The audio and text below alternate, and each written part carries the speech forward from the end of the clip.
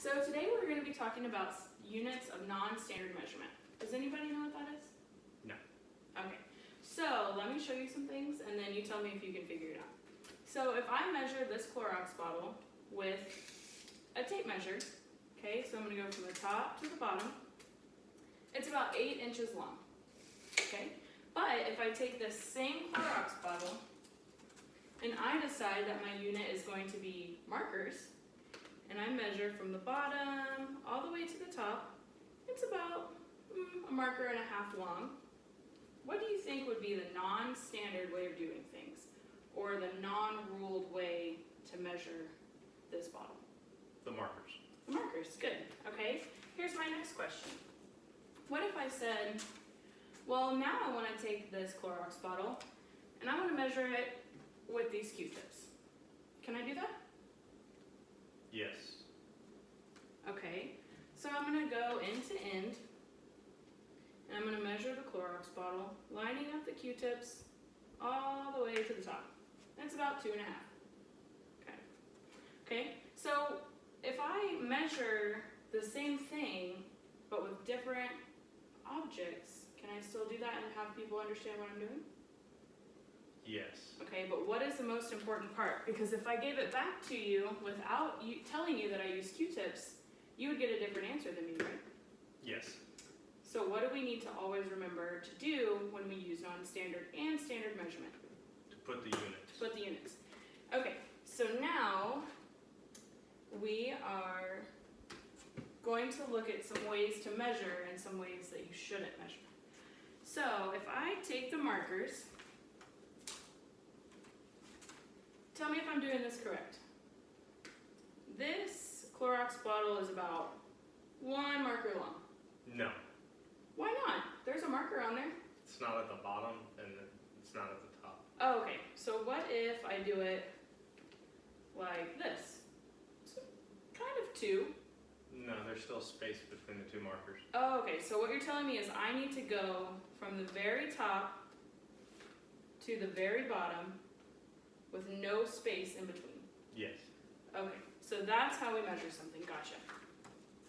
Now that we understand that, the next thing that we're going to do is you're going to get with your partner and you are going to measure your partner in either quarters, Q-tips, or markers. Remembering to follow all of the rules of measuring, so no overlapping, end to end, and from the very bottom of my feet to the very top of my head. Okay? Okay.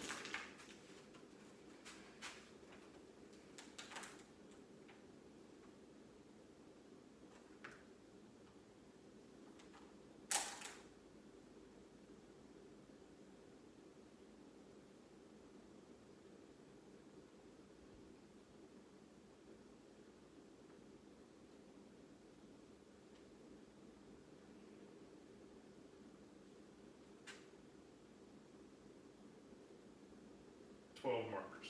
12 markers. Okay, so go ahead and write that down on your paper.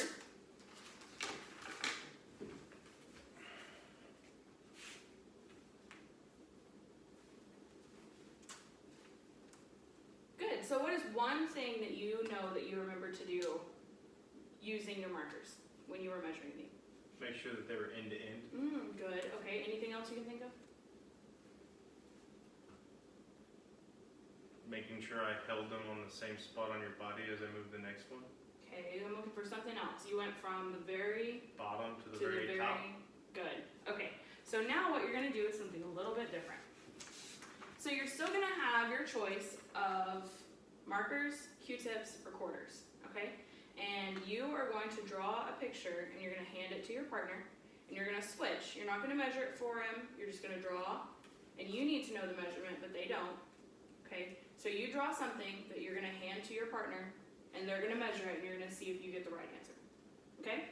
So draw whatever you want to. It needs to be kind of quick, nothing too detailed. But make sure that you remember all of the parts that you need to do in order for somebody else to correctly measure your drawing. Okay?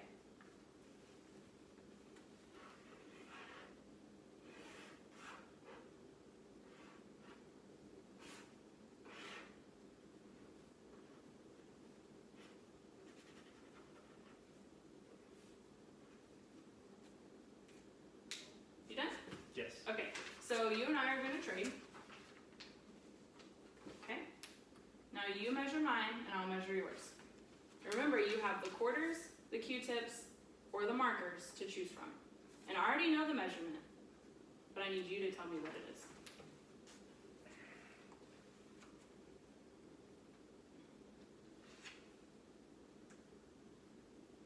It's about 3 Q-tips. Well, my answer was 9/4.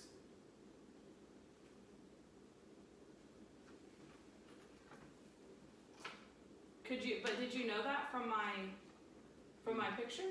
No. Why not? You didn't write it on it. What did I forget? To write how long it was and what unit you measured. Oh, the units. I forgot the units. Okay, so let's look at your picture. All right, so I have this man that I'm going to measure.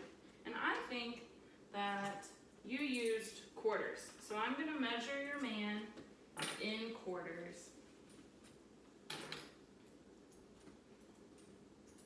And I got about 8/4. Okay? Is that what you measured your man? No. I got a marker and a half. But how was I going to know if you didn't tell me what your units were? I don't. Okay, so what you need to do is pass your papers back, and if they didn't have the units, you need to write the correct units on your paper.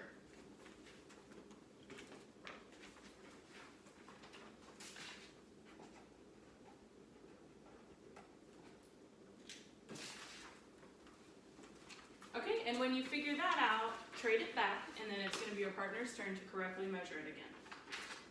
So now I see the units. I think that I can measure and get probably the same distance from the very bottom to the very top that you did.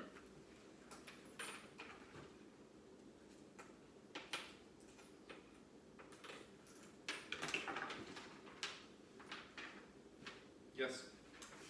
I got the same thing too, right at a marker and a half. So did we see how important the units were when we're measuring non-standard? Yes. Okay, those same rules apply for when we have the tape measure or when we use something that is non-standard.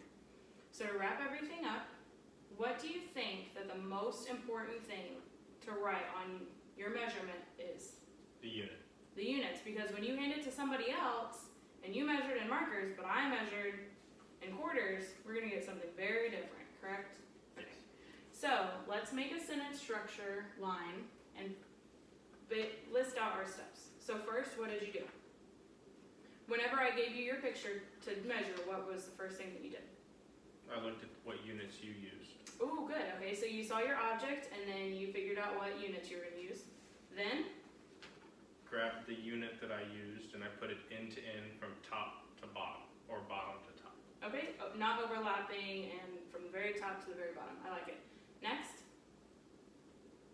Then you counted your units and then wrote them down with the unit afterward. yeah, and finally you wrote down your total with the unit afterward.